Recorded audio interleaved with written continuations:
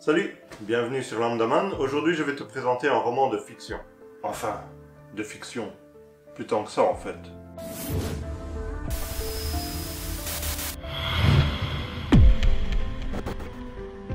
Si tu n'as jamais entendu parler de ce roman, le titre de la vidéo a dû te surprendre. Mais oui, 1984 est bien le titre du roman le plus célèbre de George Orwell. Comme c'est le premier roman que je te présente sur la chaîne, je voulais choisir un livre qui m'avait impressionné sur plusieurs aspects. Mais au vu de ce qui se passe partout dans le monde, surtout en France, j'ai changé d'avis et je te présente ce roman qui est franchement perturbant. Et qui est pas mal impressionnant aussi, tu verras. L'histoire se passe à Londres, en 1984, au cas où tu n'aurais pas compris. Où à la suite de guerres nucléaires, il ne reste que 3 grands blocs. L'Océanie, constitué de l'Amérique, les îles Atlantiques, l'Afrique du Sud et l'Australie. L'Eurasia, qui est l'Europe bien sûr. T'as vu, il avait prévu le Brexit. Mais fusionné avec la Russie. Tiens donc. Et l'Estasia. Tu l'auras compris, tout ce qui est Chine, Japon, pays asiatiques et le nord de l'Inde. Ces 3 blocs sont en conflit perpétuel avec des jeux d'alliance pour s'approprier les terres restantes. Ces 3 grandes puissances sont dirigées par différents régimes, mais tous sont totalitaires. Ce qui veut dire qu'ils n'admettent aucune opposition quelle qu'elle soit. Tiens, on dirait un peu le... Ces 3 partis dirigeants se disaient pourtant tous à l'écoute du peuple. Mais ça, c'était avant d'accéder au pouvoir, pour ensuite reléguer ce dernier tout en bas de l'échelle sociale. Non, rien. Nous allons suivre Winston Smith, 39 ans, employé du parti externe. Ceux qui le placent dans une caste par rapport aux prolétaires de base, comme ils disent. Disons qu'il appartient à la classe moyenne. Si tu regardes la pyramide, tu trouveras au sommet Big Brother, suivi par son parti interne, qui représente moins de 2% de la population. C'est le noyau dur qui le suivra quoi qu'il fasse, comme... Enfin, t'as compris. Ensuite, ceux du parti externe, la classe moyenne, comme je l'ai dit. Ceux dont il faut se méfier, car ils réfléchissent, ceux-là. Et tout en bas, les prolétaires. Les fainéants, les cyniques, je suppose. Voilà, les bases sont posées. Revenons-en à Winston. Nous allons voir qu'il travaille au ministère de la Vérité.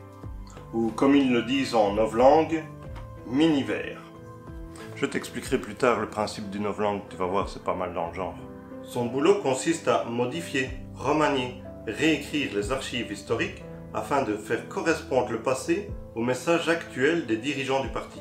Modifie l'histoire et les nouvelles en fonction du message qu'on veut faire passer, quoi. Ouais. Par exemple, s'il déclare la guerre à une des 2 autres puissances, imaginons l'Estasia, eh bien, lui et ses collègues devaient modifier tous les anciens textes pour faire disparaître le fait qu'ils étaient encore alliés la veille. Tu comprends bien que cela pose un cas de conscience à notre brave Winston, qui n'arrive pas à oublier ces changements historiques mensongers. C'est pourtant ce que le parti veut à tout prix. Et du coup, il réalise, de par ce simple fait, qu'il est déjà en infraction par rapport aux dirigeants et qu'il pourrait se faire poursuivre. Mais poursuivre par qui, tu me diras? Eh bien, par la police de la pensée. Tu as déjà entendu ce terme quelque part, hein? Quand je te dis que ce livre est très intéressant. La police de la pensée est une redoutable organisation de répression. Quoi, j'ai rien dit, hein? Du coup, pour ne pas risquer d'être arrêté par ces CRS, policiers, il va dissimuler ses opinions contestataires. Aujourd'hui, on dira plutôt complotiste ou populiste. Complotiste si tu veux remplacer le système, et populiste si tu veux le modifier. Il va les cacher aux yeux de ses collègues, de son entourage, mais aussi de son quotidien. En effet, hors de question de parler à haute voix tout seul chez lui dans son intimité. Bon, en même temps, qui fait ça? À part les youtubeurs. La cause de cette autocensure? Des télécrans. Ce sont des écrans installés dans tous les foyers et qui servent à la diffusion continue de la propagande du parti et de son chef Big Brother. BFM TV, quoi. Mais pas que. Ces écrans peuvent entendre et voir ce qu'il se passe chez toi. Ils peuvent même te demander de faire certaines choses. Je vous laisse deviner ce qui arrivait à ceux qui parlaient en dormant, et si les paroles ne plaisaient pas au parti. Il y a aussi une chose qu'ils devaient faire pendant la journée. C'était ces fameuses 2 minutes de haine. En quoi ça consiste? Eh ben, c'est un rituel pendant lequel l'image d'Emmanuel Goldstein, considéré comme le plus grand ennemi du parti, est diffusé sur tous les écrans et durant lequel ils doivent huer, cracher, crier. Bref, extérioriser tout ce qui s'apparente à de la haine pour ce personnage. Bah, moi j'ai rien contre lui, je le connais même pas. Fais-le, je te dis! Oh, méchant monsieur, oh, vilain, pas beau, ah, ouh. Bien sûr, gare à celui qui ne participe pas, ou qui n'est pas assez convaincant. Ah non, laissez-moi, j'ai jamais été très démonstratif. C'est lors d'une session de haine que Winston va remarquer Julia, une jeune femme qui travaille au commissariat au roman, membre de la Ligue anti-sexe des juniors. Ouais, je te laisse imaginer sa fonction. Elle a l'air très disciplinée et du coup notre Winston va dans un premier temps la haïr. Ben oui, parce qu'il pense que c'est une espionne de la police de la pensée. Mais il va être très surpris quand elle va lui remettre très discrètement un petit papier sur lequel il est écrit « Je vous aime ». Oh, on se croirait revenu à l'école primaire.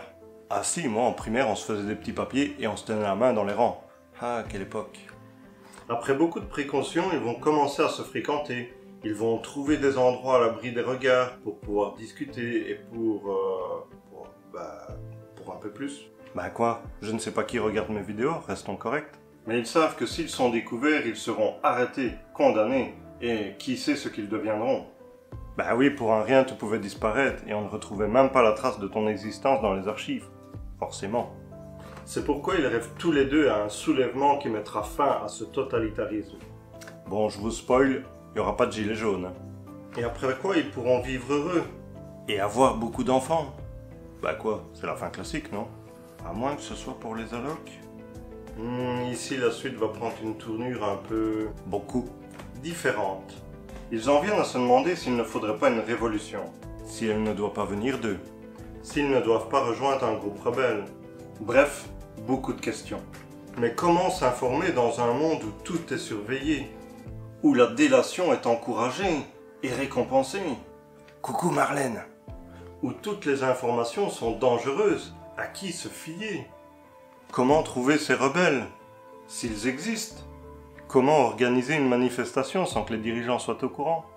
C'est ici que ça devient intéressant et où je vous recommande vivement de lire ce livre. Ce roman de fiction, qui semble prendre vie dans les événements que nous vivons actuellement, est l'œuvre la plus célèbre de George Orwell publiée en 1949. 1949? Il y a 70 ans. Fameux visionnaire quand même.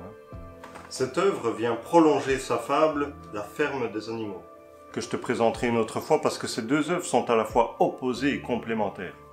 Il est classé parmi les 100 meilleurs romans et nouvelles de langue anglaise de 1923 à aujourd'hui. Avec La ferme des animaux, bien sûr. Quand tu le lis, c'est impossible de ne pas faire de similitudes aux différents événements que nous subissons depuis plus de 20 ans. À se demander si ce n'est pas le livre de chevet des dirigeants de l'Europe et qu'ils s'en servent comme ligne de conduite. La fameuse novlangue est un concept aussi très sournois. Elle vise à diminuer le nombre de mots dans une langue et ainsi diminuer le nombre de concepts avec lesquels les gens peuvent réfléchir.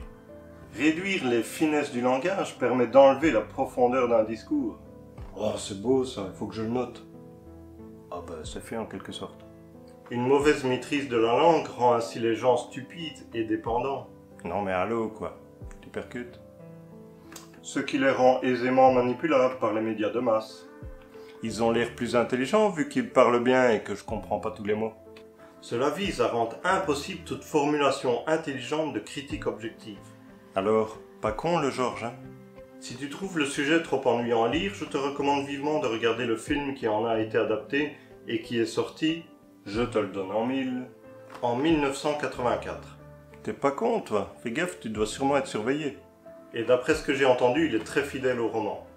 Voilà, j'espère que tu as apprécié cette vidéo. Si c'est le cas, n'oublie pas le petit pouce en l'air qui fait toujours plaisir.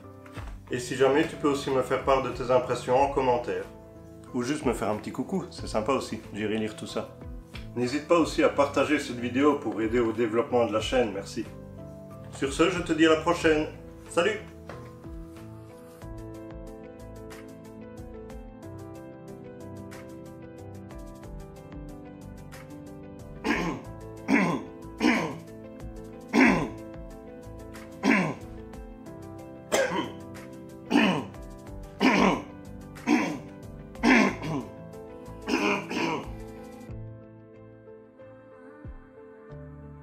Si tu n'as jamais entendu pas, je vais sûrement mettre la carte ici. Nous allons suivre Winston. Nous allons suivre Winston. Son boulot consiste... Constit. Goldstein. Goldstein.